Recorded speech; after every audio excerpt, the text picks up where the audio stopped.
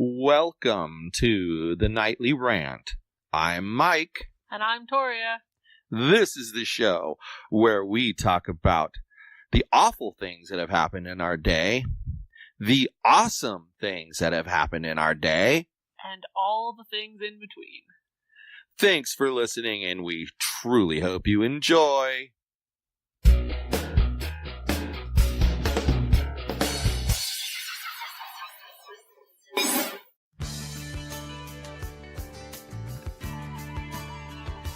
Do you miss the glory days of talk radio, where the hosts knew their stuff and were not spreading fake stories? What would it be like if those same hosts could speak their mind and not have to answer to management for it? I have just the thing for you. Spencer Hughes Podcast Adventures is the new show from Spencer Hughes, formerly of Fox News Radio and a host of other places. For as little as $1 a month, you can have access to Spencer again. His insights will make you think, and his humor will make you laugh. This is your chance to help a man build his dream and support his family. Head over to patreon.com/Spencer Hughes today and subscribe to one of the several levels you can choose from. You will not be disappointed in the content you are going to begin receiving. Patreon.com/Spencer Hughes. Adventurous content, the way radio used to be. So I guess today is officially the last day of the 21-day challenge since it started on the 9th. Technically, Sunday was the last day. Today was day 22. Sunday would have been 3 full weeks. 9th to 16th. 16th to 23rd. 23rd to 30th is 3 weeks. But that's 22 days. No, it's not. It's 21 days. 11, 3 12, weeks. 13, 14, 15, 16, 17, 18, 19, 20, 21, 22, 23, 24, 25, 26, 27, 28, 29, 30. 22 days.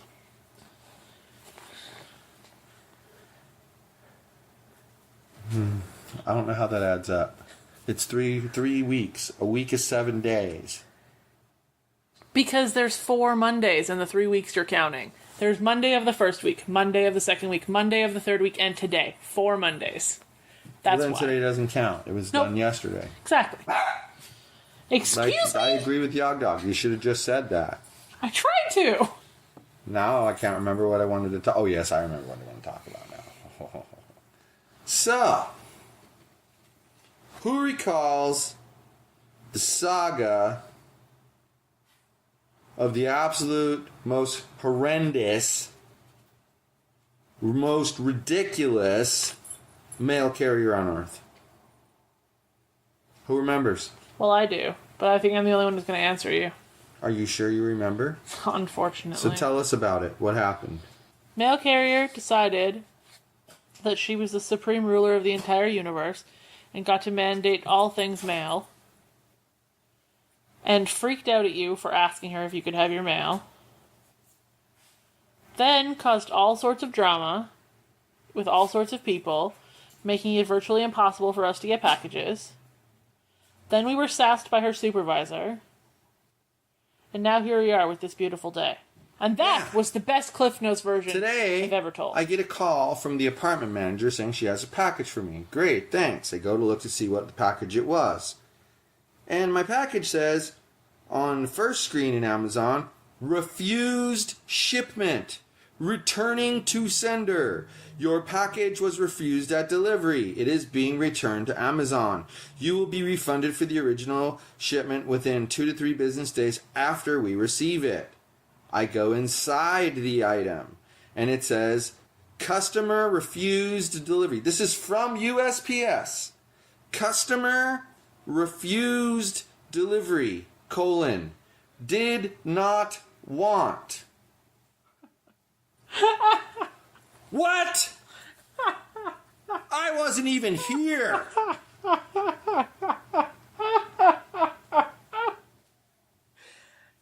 I was nowhere near here. Not a single, not even 50 feet away. I was miles away. But okay, but here's how stupid this said mail carrier who is trying to be the supreme god of all mail. At 1:15, she scans in carrier is unable to gain access to front door to deliver this package. Please contact the carrier to resolve. That was at 1:15. So allegedly she can't get to the front door. Well, that's because she's too lazy to walk up the stairs. Then at 1:16, customer refused delivery, did not want.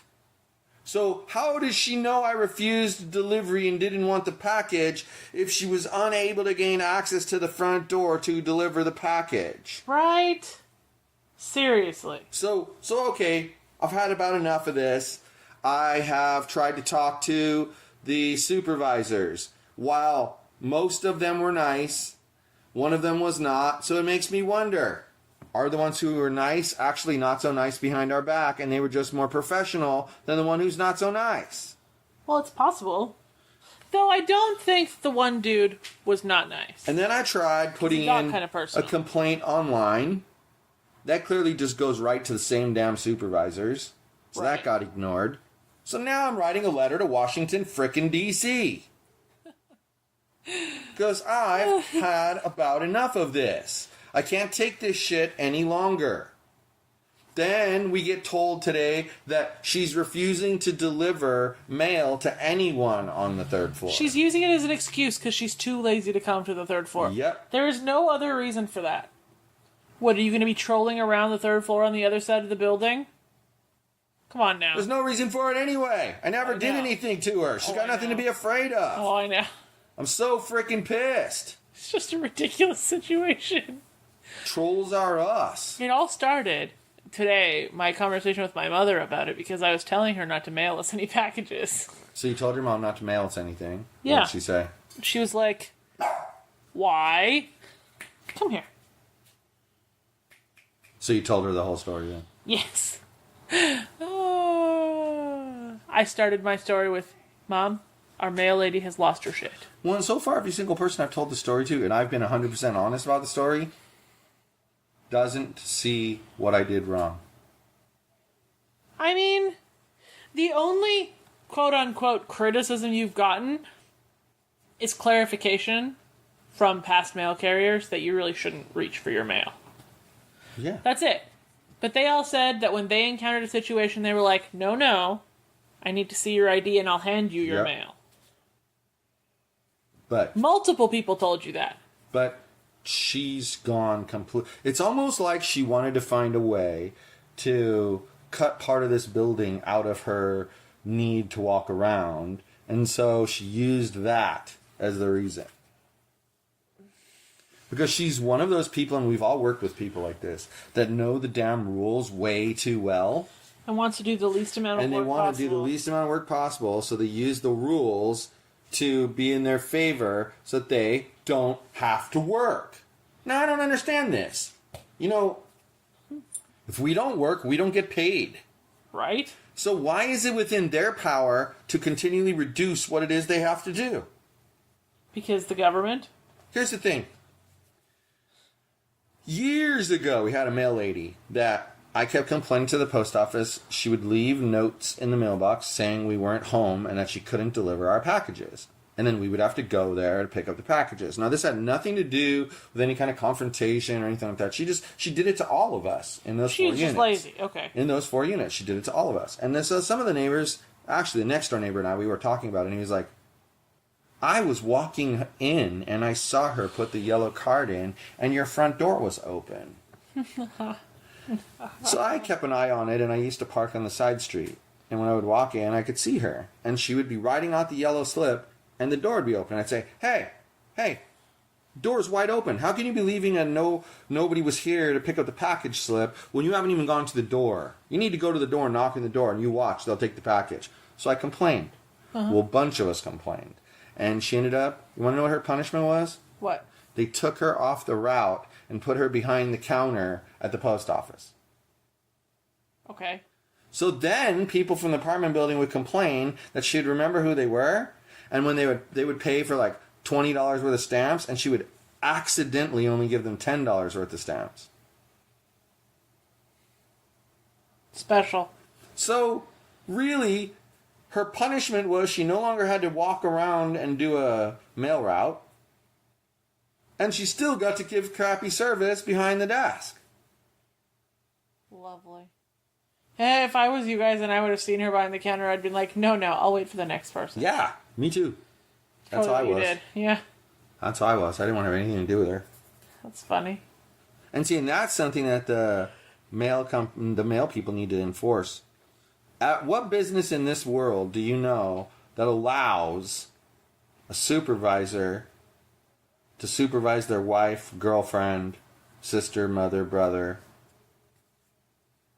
Do you know any? I don't know, probably lots of small businesses. But not major corporations, am I correct? Isn't that generally a rule? Unless they're the big-ass family-run corporations, no. Yeah. That would be the only exception. You're not going to go to Mozilla and be in charge of your family.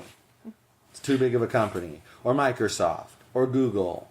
It's too big of a company. Well, why is it at the post office they seem to have the boyfriend and girlfriend working right alongside one another? One's the manager and one's the report. That... You already have a messed up situation with the union being in control of what it's in control of and making it so that they don't get in trouble. But then you add on top of it that their supervisor can be one of their loved ones? I find it very interesting that unions went from, like, their sole purpose was to, like, protect wages and make sure, like, a company wasn't mistreating their employees, to defending the employees from getting any sort of discipline for fucking up in any kind and of not situation. doing their job. Yeah. Like, okay, the union that I used to be part of, people would be straight up snorting cocaine at work, and the union would protect them. Wow. Cocaine in the locker rooms.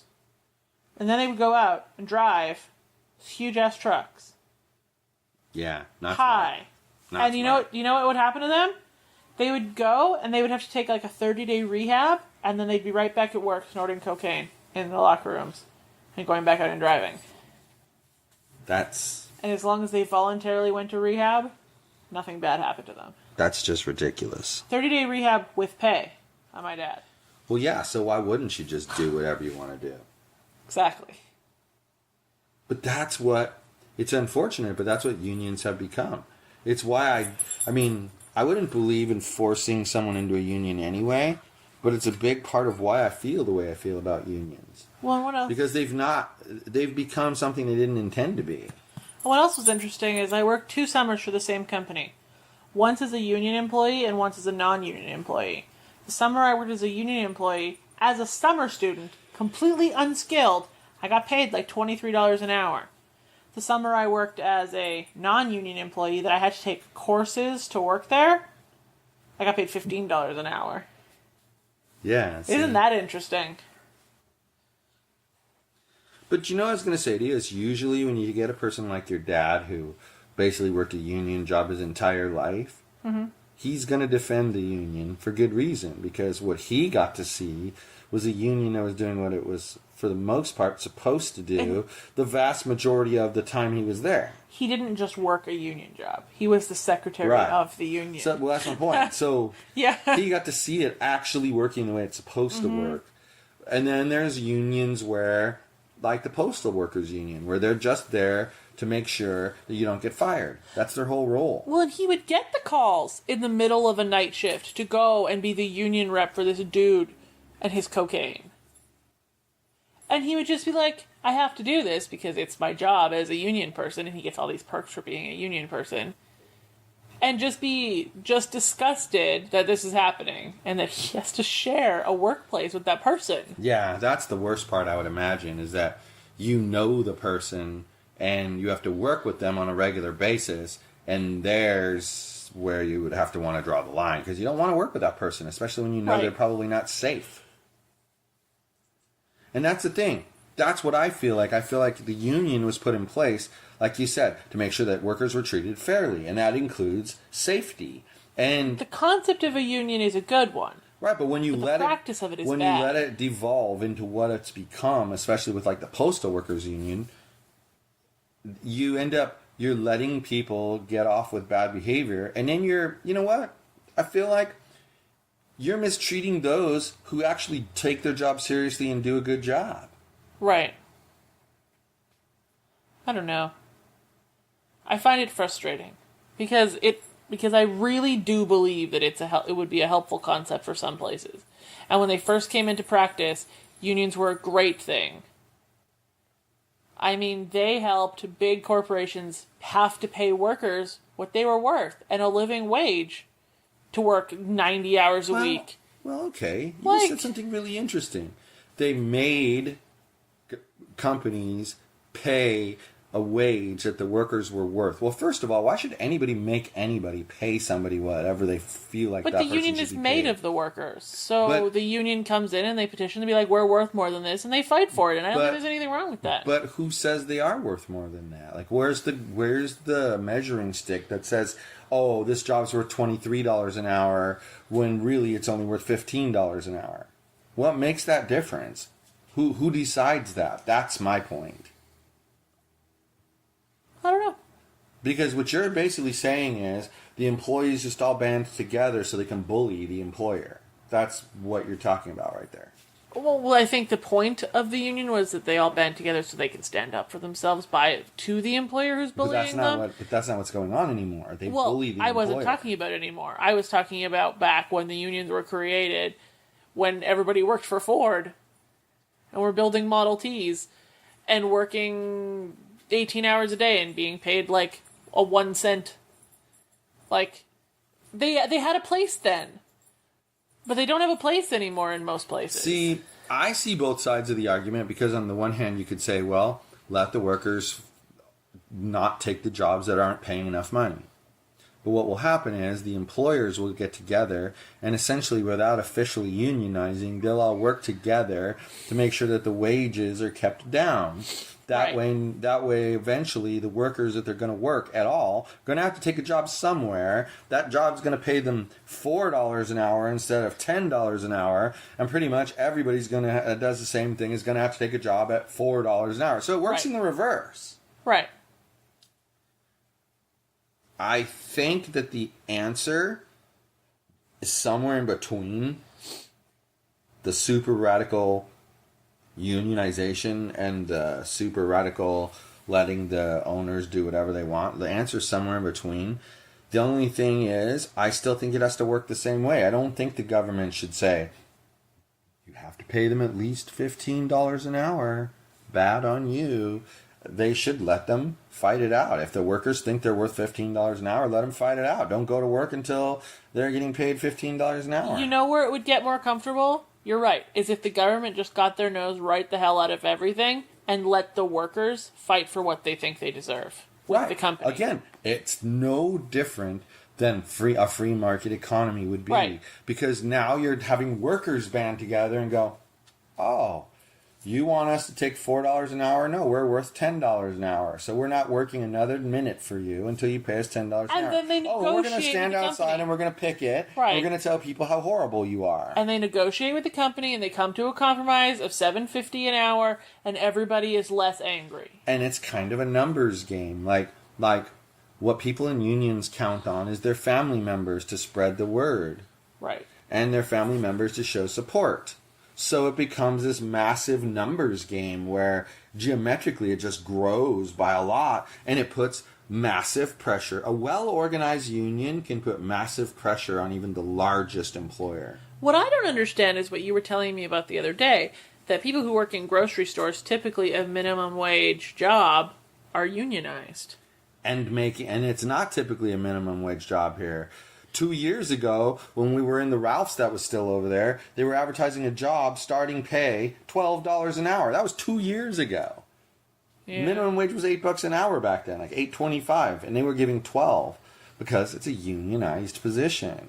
And that was a big deal a while back, was they wanted $15 an hour and they wanted their health care paid for. I guess what I should have said is typically an entry-level job. Yes, but you're right. And look at how much they pay. That's what I meant. It's crazy. Yeah. It's crazy how much they pay. But why? Like, that doesn't make any sense.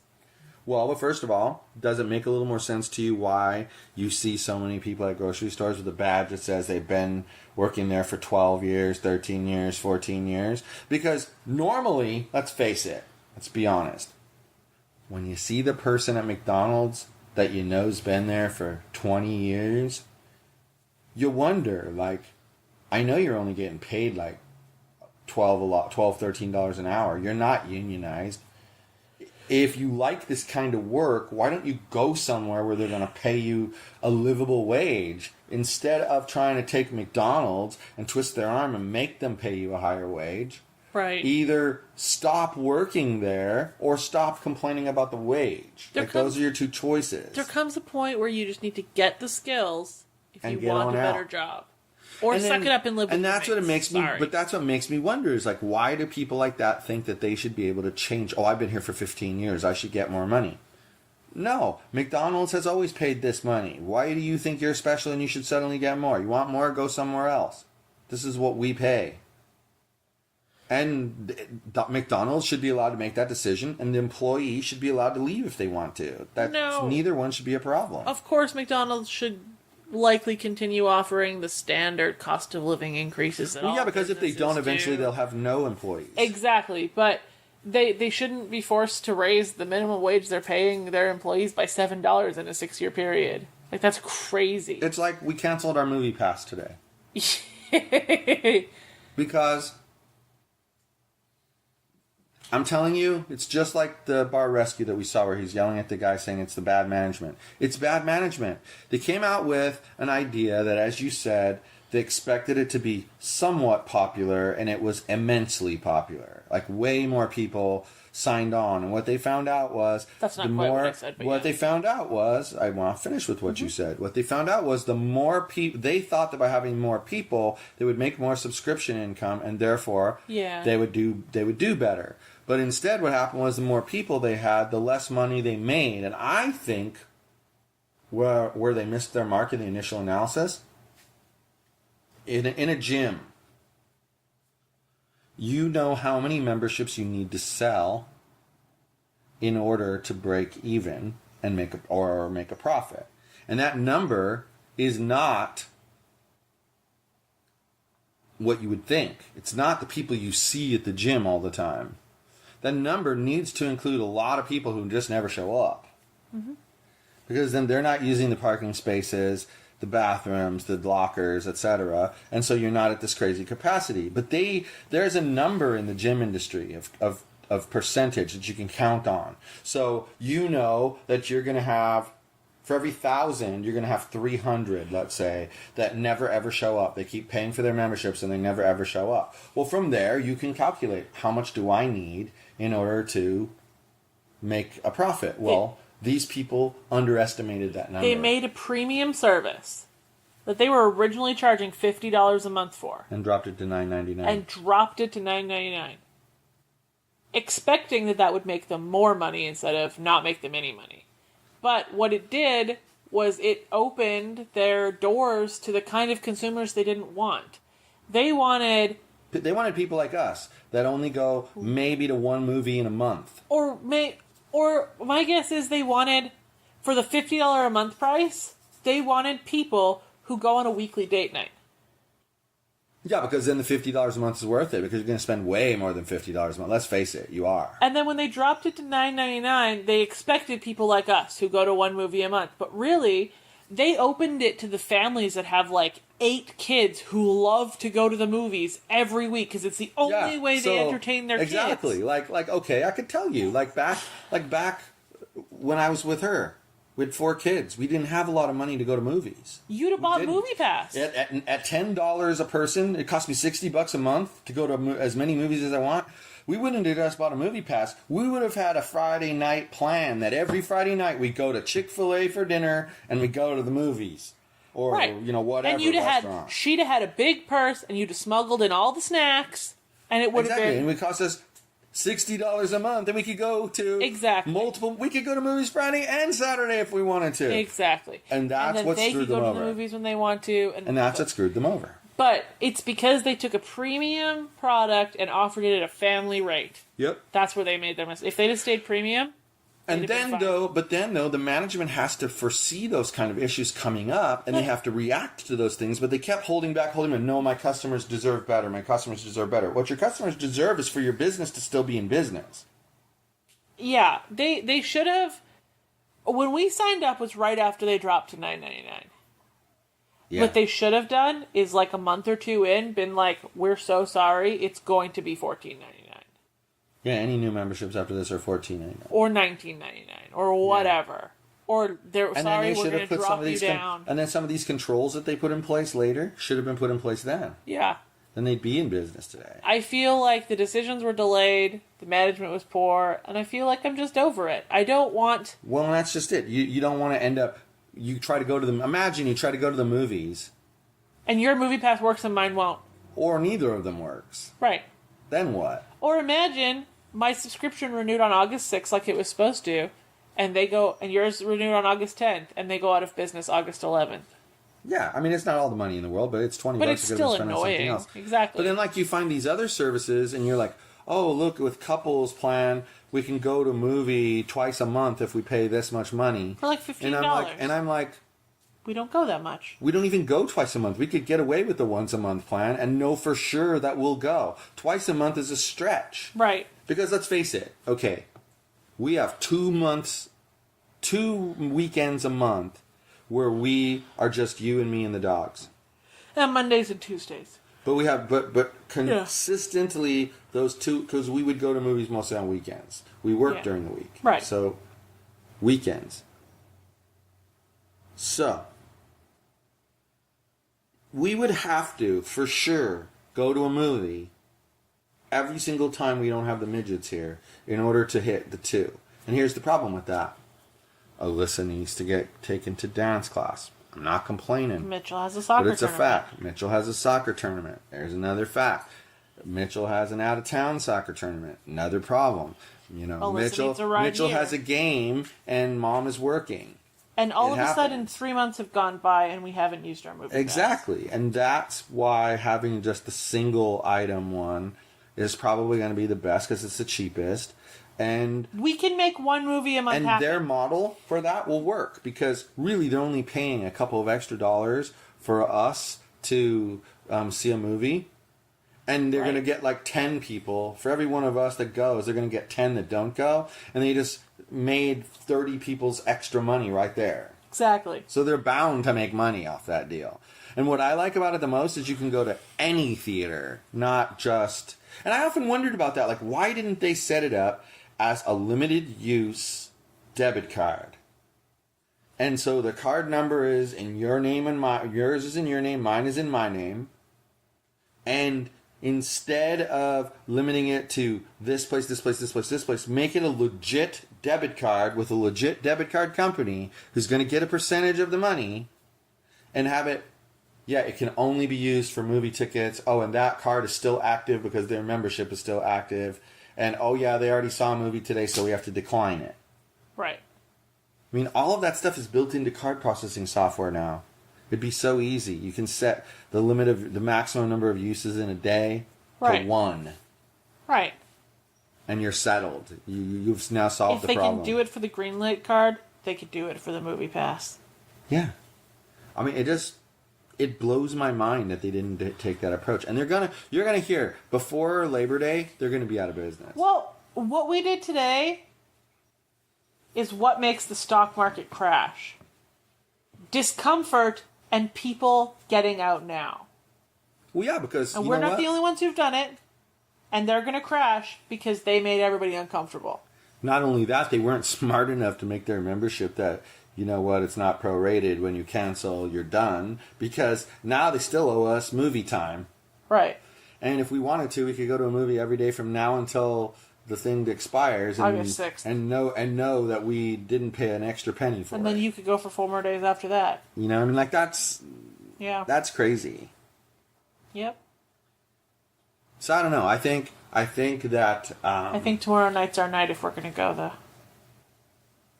Tomorrow... Oh, Tuesday. Yeah. Well, it's possible. I can't remember what we were originally going to do on a Tuesday, but I think it was what we did tonight, have the pizza, so... Yeah. Anyway, well, I think that you watch for the movie pass thing to happen. It's going to happen, and I think that most people believe it. And I don't know if they'll survive it either. Like, I don't know if they'll be able to revamp their model hard enough to fix their shit. I don't think they will. I really don't think they will. I think that what I do see happening is one of just the other lost it. services coming in and buying their customers. buying them out, yeah. Because you're right. The customers now are going to become where the value is. 100%. So. Well, like, I would think that the other companies that offer similar services would be targeting current MoviePass subscribers if they could get their hands on them. And I see MoviePass ads on Facebook all the time. So, not sure how they know that I'm interested in MoviePass. Yeah, that's interesting. Probably off of your email address. And probably because I have the app on my phone.